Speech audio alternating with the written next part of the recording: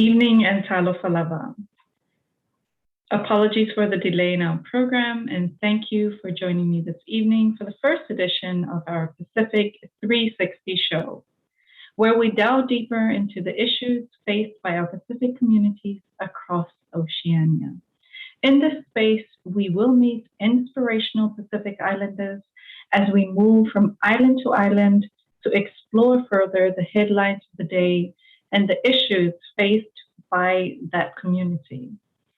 In these times of uncertainty, loss, and grief, political strife, and fear, I also hope to bring in stories of hope and resilience through the guests that we will interview.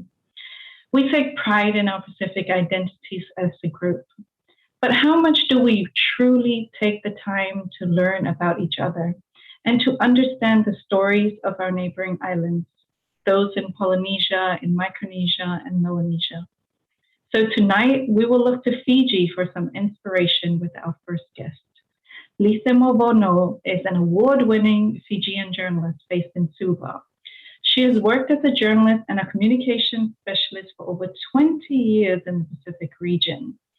She currently runs Today Media Fiji, an independent media outlet which focuses on current affairs in her home country.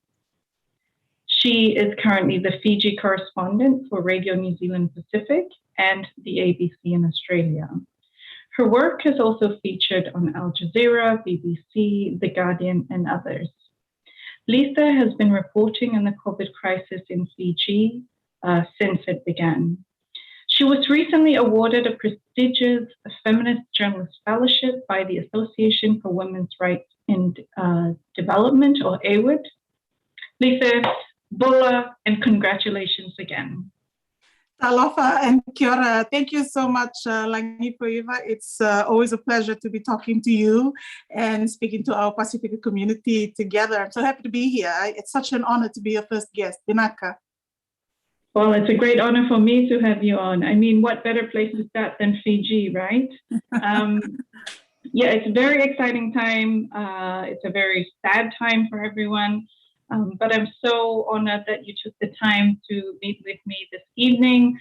I've been witnessing your work for many years now, and I've also just been admiring the way that you've been reporting on issues in Fiji for the past 10 years. And I know that our careers have gone side by side with international media, so it's really exciting to have this time with you. But let's start with this amazing award that you've received. Can you tell us more about it?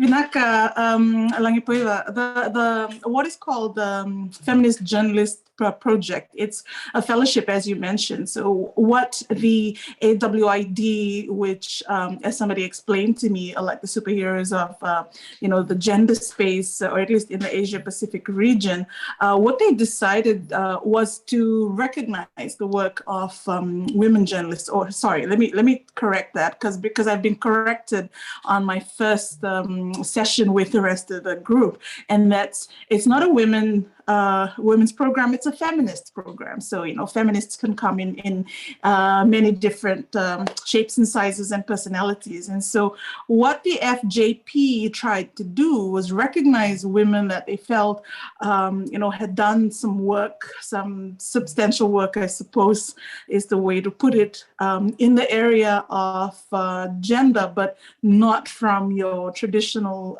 gender point of view. So as you and I have discussed in detail over the past couple of weeks, I wouldn't define myself as, your typical feminist journalist, but as has been explained to me by yourself and by other friends and colleagues of mine that I admire like you, anyone who wants to do work that gives everyone, regardless of gender, equal opportunity or equal access to opportunities, falls under the gambit of feminism. So the wonderful thing about the program is they only want to bring these women together, give them a little bit of money, and teach them a thing or two. There's absolutely no requirement, for us to produce stories or anything. And so it's an award in that sense because it's recognition. And for me, it's really, really exciting and very important because they don't have enough Pacific representation on these global things. And I desperately wanted to be able to pull some attention, to our region, and to pull some attention to the issues that confront us in the region. And like you mentioned, our careers have moved side by side in quite those same issues, in the environmental issues that our ocean, our islands, and our communities face, in the gender space. And, the Pacific has some of the worst gender-based violence statistics in the world. And so that was for me why it was so significant. I just wanted to say, we're here. Hi, look at us. We're here. Pay attention to our voice. Listen to what we have to say. So it's a year-long fellowship, and it's very exciting, Lagipoiva. I'm excited for you, and I'm definitely looking forward to seeing, how your perspective will shift, if that, or rather strengthen over the next year. So definitely looking forward to that. I'm glad that someone, at least one woman journalist, is, holding the Pacific flag in the cohort. So that's really exciting for me. On that note, it's really interesting, this concept of feminism, and how it's really white feminism that we're scared of, because feminism does absolutely exist, right? Absolutely, and sorry, and I said the same thing that I'd said to you when we were celebrating the award together the morning after it was announced. I said the same thing at our first FJP session a week ago. And I had a colleague from Namibia, I think it was, that said to me, I feel the same way all the time, but maybe it's, white feminism, maybe it's Western ideals of feminism that we're uncomfortable with. And there's definitely a shift already, because the shift is first understanding that there's no one size fits all in these ideologies and philosophies, and that being there as a Fijian woman, as a Pacific Islander woman, is also being there to say, hang on, we want to see how feminism works in the context of our culture, of our lotu, of our whenua. And I think, the more opportunities that Pacific women take in those spaces, and having a woman journalist from the Pacific be part of that space really brings home that point, I feel. So really exciting stuff. I just want to share this anecdote. When I was 19, I had a feminist training. I joined a feminist training in Fiji, and the term was brought up by the Fiji women's rights movement, FWRM. And they were like, you're a feminist. And I, as a 19-year-old, I was like, no, I'm not. I don't burn bras. I don't hate men, but that's the way that we were kind of orientated towards it. So I pitched the term mild feminist, can we be called mild feminist instead? But I think now we have a better understanding. So I think, given your work in the media, I want to get from you a sense of what the media scene in Fiji is like these days. And I know there's been challenges, many challenges, but also amazing things that the Fijian media community has done. So how is it going so far? I think I wouldn't be doing my colleagues justice if I wasn't very upfront about the fact that we're at a time in our history when our work is criminalized, when a lot of what we have to do can earn us a very hefty fine. I definitely wouldn't be able to afford it. And so one of my closest friends who is a lawyer is permanently on notice to look at my work and tell me if I'm, how close I am to earning myself a police charge or a criminal charge for that matter. And now, for the first time in our history, we've had since our Media Act came into force in 2010, you can be jailed for the work that you do here. And some of it very easy to, to be guilty of or to be charged with, at least. And so I think the first thing I need to say is that we work under very difficult media laws. Some people call it draconian. I think I would call it extremely challenging. It requires anyone coming into the industry, the mainstream media industry, needs to have a very, very good read of our media laws before you engage in media work here, because it's dangerous. But having said that, I think, desperate situations produce creativity in all of us. And so I'm always very proud to be part of the Fijian media industry and to be part of a community of journalists who are, constantly pushing the envelope, trying to find ways to do justice to the work that we have to do, given the conditions that we work under. But this pandemic that we're all in is, I think, forcing all of us to think about where our audience is, to think about whether we're doing the work justice, and whether our readers read us anymore.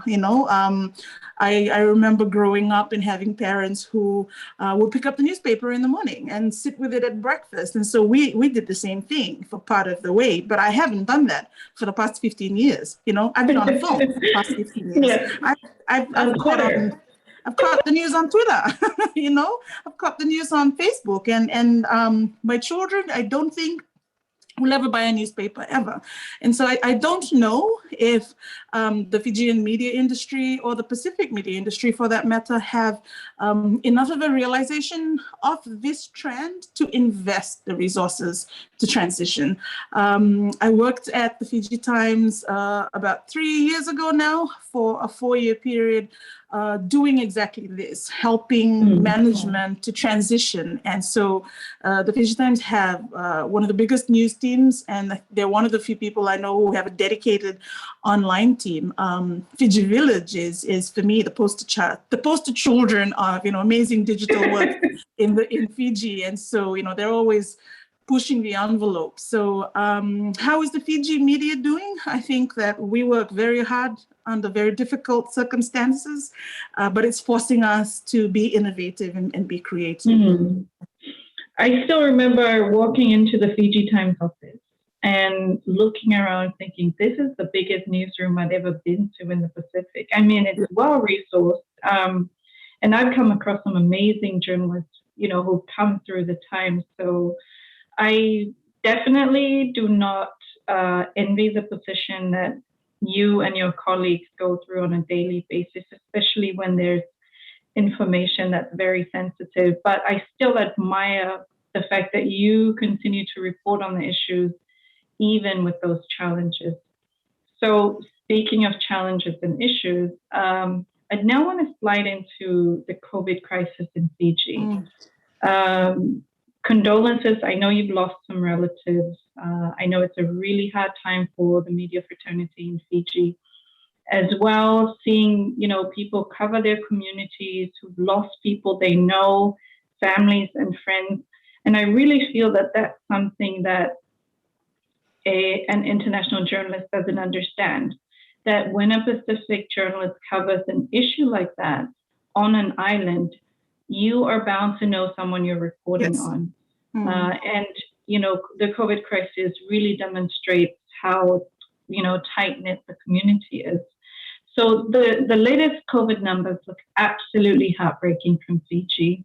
According to the Pacific community numbers that I've just reviewed, in the past 14 days alone, over 5,000, there's been over 5,000 total cases, and well over 46,000 so far cases for Fiji. How are those numbers working out for you? What's the current death toll from your end? Yeah, that sounds absolutely correct, Sherelle. My total cases are at 46,565. Total deaths 494. So total deaths is total COVID certified deaths. We have another couple of hundreds, if I'm not mistaken, closer to 300 people who are positive, were positive at the time of death, but who were certified to have died of something else. So it is I don't quite know what the word is to describe it, but in recent weeks, I've been part of conversations like this. Well, not like this, where we have to pretty up and do it on TV for people to watch, but Go on. conversations with. There was a workshop last week with Asian Development Bank and the Reuters Foundation teaching Southeast Asian journalists on COVID-19 reporting, and a couple of us were, giving our ideas, and I think. One of the ways it was best articulated at that session was, for the first time in history, as journalists, we can't not be the news. One of our code of conduct, one of our ethics is don't make yourself a part of the news. But this is the first time in our history when you simply cannot do that, when you are a part of the news. And you're absolutely right. In Fiji, with a population of less than 1 million, where most of the worst of this crisis is restricted to 4 towns, which you can call them towns, but they're really just communities very close to each other, about the size of your main island, I would say. Everyone knows somebody that's been affected. Every single newsroom in this country has had their outbreak, has had infections. Some of the deaths have been from the newsrooms as well. I lost a ne. So the ne is, in Fijian terms, it's your mom's brother's wife. So similar to your culture, those are the uncles and aunts that are very close to you, people that you treat like a fairy godmother, godfather in Western terms type of a way. So people we were close to.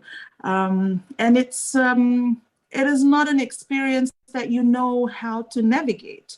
A couple of weeks ago, a cousin of mine whose husband had passed away asked me to come and be one of only 10 people allowed at graveside to film her husband's funeral so that her children living in the rest of Fiji could watch. And it was harrowing watching her, because by the time the pallbearers were gone, the only people left of the 10 that's currently allowed in funeral protocols was me and her. So I was standing a bit of a way off, photographing her, videoing her, standing there by herself, and just navigating the mind space between a camera person and cousin of the deceased. Yeah. It's a difficult place. And I think I'm so grateful that in these times we all recognize that. And I've been so very lucky. My 2 biggest clients, the ABC and Radio New Zealand, are run by women, headed by women who seem to always know that, in addition to the gadgets and the stats and the being there on time for the bulletins, that you do have to check on people's mental health. So I think I might have been flagged about 3 times in the past 5 months by my ABC colleague, Catherine, telling me, "You're not sounding so great. Please take a break." Difficult, yeah, very difficult. Very challenging, but it is the work we chose to do. You find a way, you move on. I now find myself exercising because my mother said it's a good way to handle stress. First time in my life I'm exercising. Is it working? Do you feel better? I think it might be working. It might also just be in my head. I am cooking a lot more, so that might be taking effect more. But yeah, these are challenging times we're in. I have to say, I am grateful for people like you. The support that we've gotten from colleagues in the region, I think I've spoken with you and with Bernadette and with Hilda at the ABC and with, other colleagues around the region, just checking in. How are you doing? Do you need any help? What can we do? So yeah, it's that kind of a time when you just need to say, yeah, this is not something we trained for, but something we can do together. Well, I hope you're doing self-care now, and it sounds like your mom has some good tips for you. One of the most kind of compelling images that I saw during the coverage from Fiji is the FBC offices, the news offices, and how there was no one left during the day. There was only one reporter left because everyone was either in isolation or attending a funeral or And I think that speaks to what you just shared about your cousin and your relatives, and how, you know, that conflict that you had on when do you become a journalist and when do you become the family. And that's a space that we always have to navigate as specific journalists, that challenge that sometimes you can't choose one or the other, that you're both at all times. So I really appreciate you sharing that story. And I'm, again, condolences for the loss of your relatives. I know that that must have been hard. So, and I think that touches to our next question on what are the challenges. Do you want to touch on additional challenges that you've gone through? But because I feel like maybe you've summarized it all in what you just said. So maybe we'll flip the script and talk about the fact that what are some of the stories of hope coming out of Fiji amid this crisis? Yes, let's flip the script. I found myself doing what I've done in recent times when things get tough. I ask myself, what do you do best? Do that because that makes you happy, you know? And so unfortunately for us that choose this vocation, this is what we do best. It's also what we love. And so I started to look for stories that make a positive impact. I started to really search for positive stories, and seeing people, Fijian people, with very little to go by, with so much to worry about. And we're in the worst time in our history, with unemployment at its absolute high, our economic recession at its worst, so much instability, politically even, you know, elections just around the corner. And then you see these young people from informal settlements, from indigenous Fijian villages, with so very little in the Western sense, but reaching out to help each other, you know, going online, using social media to find resources, to mobilize the Vanua. I see on Team Fiji Twitter, there's people grouping in provinces. I see journalists like our friend Samsoni Pareti, for example, you know, switching from media boss to a son of his Vanua in Lau, and doing the work, filling the gaps, or standing in the gap and just doing what needs doing to reach people. And so I think I will always remember that. I hope that I will forget the fear and the pain and the struggle of loss and all of the worry about what a trip to the supermarket might mean. I know that I will always remember hearing stories of journalists. One of my favorite is a young colleague from the Fiji Times, Litia Dava, saying to me after one of the difficult press conferences, when the permanent secretary yelled at her, she said, "Lidia, I needed to ask that. I needed to ask again." And I'm trying to calm her down. And she says, "When I go home, I can't sleep at night. I worry about those answers."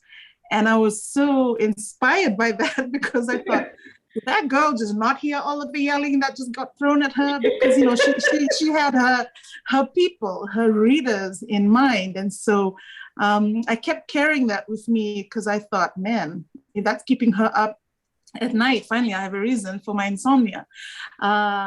Seeing people find ways to get food to send out to the community.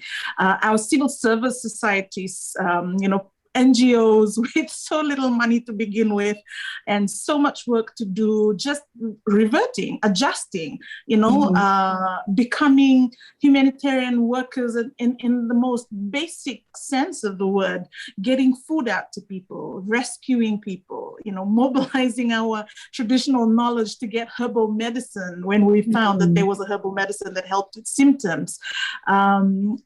Just people grouping together when they had so little to begin with and have so little government support, and deciding, no, we're going to do it for ourselves. We're going to do it. We're going to drive this many places. We're going to get in a boat to go to that island to bring that herbal medicine. We're going to go to the hospitals and help these people. We're going to feed people, even though back at home, we only have enough food for, today and tomorrow. It's those stories that that inspire, and that's happening here in Fiji, even though it's so difficult to find them sometimes because, the death toll continues to rise. The infections have now spread to other islands. So the stories are there, the positive stories are there. And my Fijian news colleagues, they're doing a lot of these stories. That just sounds to me like a really good example of resilience, of people really kind of, rising despite all of the adversity. So that's actually fascinating, and how inspiring it is to be a part of that, to record that in history through the media. So that's truly inspirational. I just want to touch on one thing that's been kind of semi-entertaining from the COVID.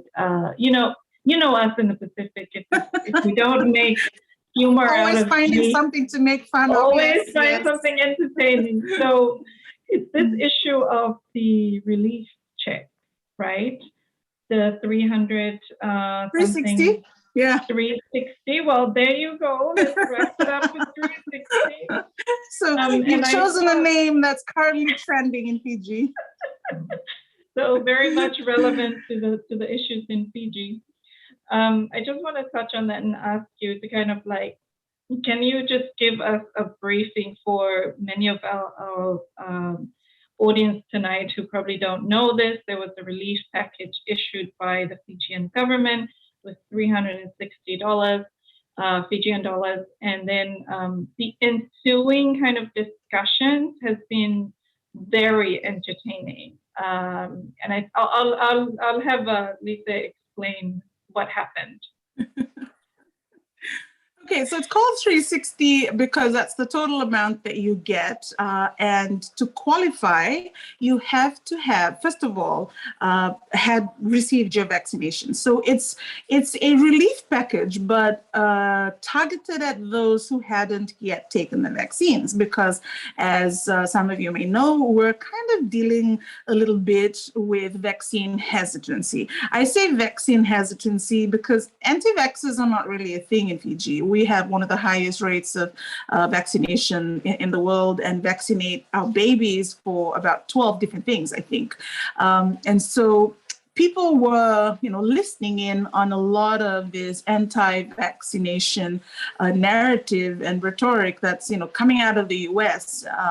And so it was beginning to be a struggle. And so the government set themselves an October 31st date by which, to reopen our borders and to let people back in. But, you can't do that if you don't have herd immunity. So we were at the time only at about 25% in terms of those who had been fully vaccinated. So that's 25% of 580,000, which is 80% of our total adult population. So they gave out this thing and they told people you have to have been vaccinated and you have to have been affected. Your income has to have been affected by the pandemic in some way. So if you lost your job, you had a pay cut, anything like that.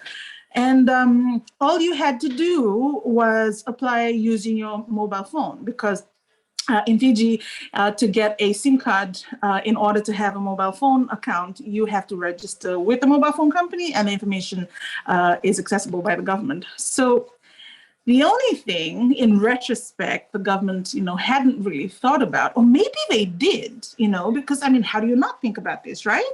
So basically, you just apply through your phone and bam, it comes to you, mobile money. So we have two telcos here. There's Vodafone and there's Digicel. So you get your M-Pesa or you get your DigiMyCash and bam, you go to any store or shop and you get your money. And so it just so happened that the first rollout was on a Thursday.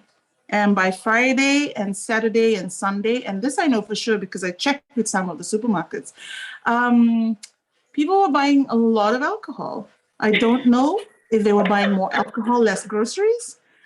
I don't know how much went to medicines, but we had reports of supermarkets running out of alcohol completely. I remember... in our recent two budgets, so our national budget, which was released in July, and the one that they released last year, we've had a huge reductions in the price of alcohol. So, you know, things you used to pay $200 to get now cost $69. So yeah, everyone is drunk. It was a big conversation on the timeline. Everyone is talking about it. Now I have to offer my personal opinion. My personal opinion is there are a bunch of, you know, smart people there in our government. Someone knew this was a risk. They could have had meal vouchers in addition to cash, but you know, they just chose to give cash. So I'm pretty sure everyone knew this was a possible scenario. Well, needless to say, I'm sure Fiji was very happy. Everyone across Fiji was. Fiji received Fiji it. was very happy. Very happy. There are reports of house parties, and we call them yasa parties or neighborhood parties all over the country. Everyone, well, not all over the country, all over this island, because you could only get it if you wanted to live. So yeah, there were a lot of happy people, drunk people. There was a lot of nice, loud music. And you know, my personal opinion is, I'm happy some people got a bit of a reprieve for a little bit. You could forget that you're in the middle of a pandemic. I wish that they had gotten meal vouchers and could spend it on food. But yeah, it is what it is. It is what it is. And, you know, if that 360 brought happiness to someone, who are we to judge, right? So I think on that note, Lice, we're going to wrap up. If you have any final comments, I really appreciate you taking the time to be the first guest on our show this evening. And do you have any final things you'd like to say? I always like to wrap up with another opportunity. You know what? I think what I will say is it's been a difficult 5 months for Fiji, quite possibly the hardest time ever in our history, both past coups included. I personally had gotten to a point in the past month or so where I just said, enough, no more COVID, please give me something else. And I think that everyone in this country is looking for an escape somehow from the nightmare that we find ourselves in. But what I'm so very grateful for is the support. It's always good to get your neighbors.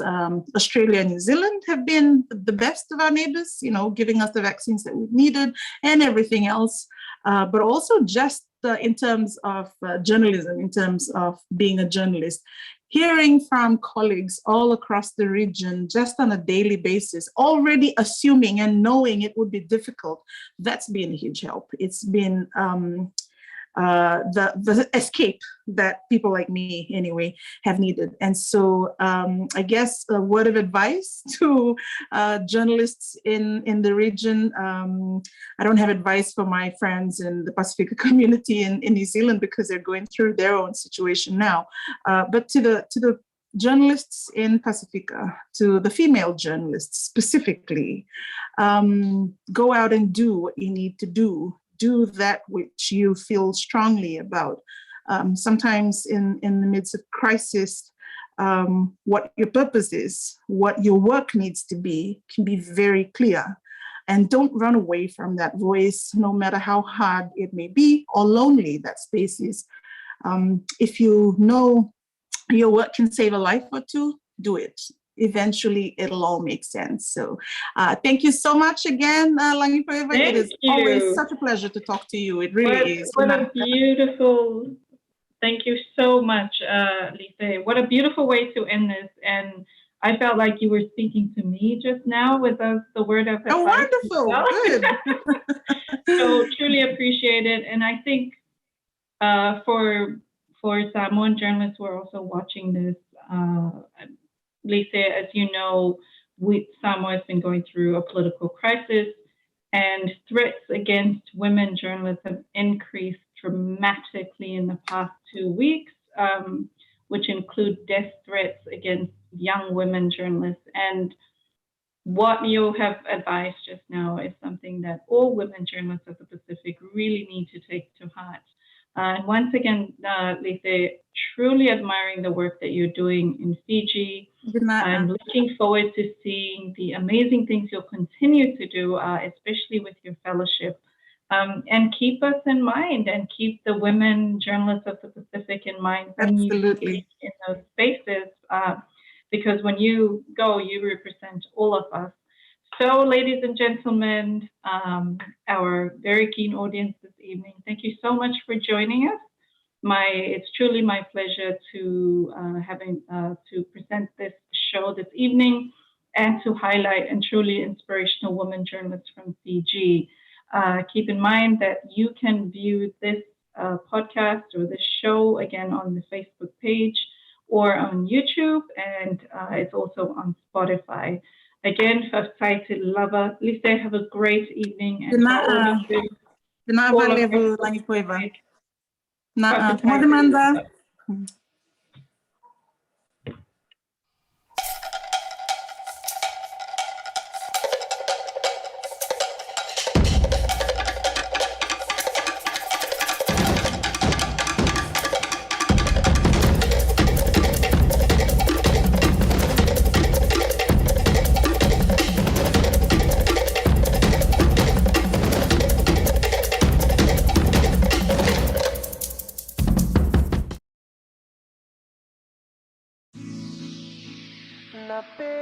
Squad, baby. Rex, J. Sands. Let's go. Oh, say I'm say you are complete to me, Agelio. By the way that you move and the way that you smile. Say, oh my Dorima, baby, you be giving your hand, I'll take you anywhere. You give me something that I never had. Cause you care, but about to me and the family. Say, why you waiting on me to talk to you?